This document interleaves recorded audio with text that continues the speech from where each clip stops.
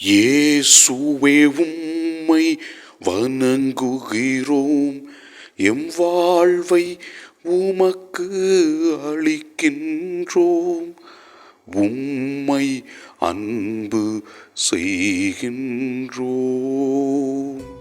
இன்று தாயாம் திரு அவை புனித அசிசியாரின் திருவிழாவை சிறப்பிக்கிறது.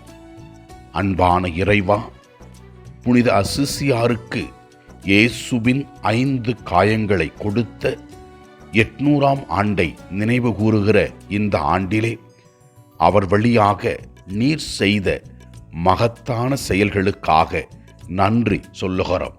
அசிசியார் ஆன்மீகவாதி, நற்செய்தியை பறைசாற்றியவர். அவரை பின்பற்றி நாங்களும் நல்வாழ்க்கை வாழ எங்களுக்கு அருள் தாரும்.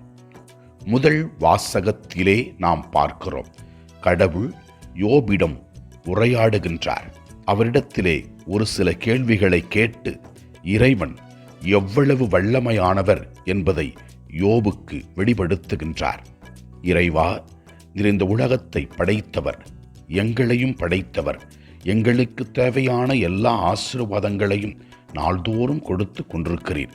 இதை நாங்கள் உணர்ந்து நாங்கள் உமக்கு ஏற்றவர்களாக வாழ அருள் தாரும். நற்செய்தி வாசகத்திலே இயேசு கிறிஸ்து மனம் மாற்றத்தை பற்றி விளக்குகின்றார்.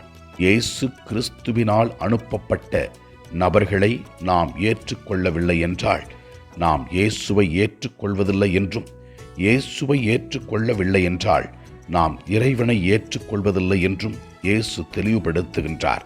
இதோ மனமாற்றத்தை விரும்புகின்ற இயேசு நம்முடைய வாழ்க்கையில நாம் எதை மாற்றிக்கொள்ள வேண்டுமோ அதை மாற்றிக்கொண்டு நல்வாழ்க்கை வாழக்கூடிய அருளை கொடுக்க வேண்டும் என்று ஆண்டவரிடத்தில் ஜெபிப்போம்.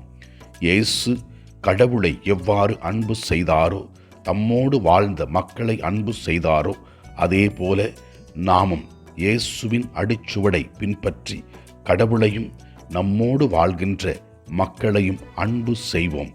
இறைவா, எங்களுக்கு தேவையான எல்லா உதவிகளை நாள்தோறும் செய்கின்றவரே, நாங்கள் உடல் உள்ள ஆன்மீக நலத்துடன் வாழவும், நாங்கள் செய்கின்ற செயல்களில் வெற்றி காணவும் எங்களுக்கு உதவி அருளும். ஆண்டவரை நோக்கி நம்முடைய தனிப்பட்ட தேவைகளுக்காக ஜெபிப்போம். எல்லாம் வல்ல இறைவன், தந்தை, மகன், தூய ஆவியார் நம் ஒவ்வொருவரையும் ஆசீர்வதிப்பாராக. இயேசுவுக்கு புகழ். மரியே வாழ்க. ஆமென்.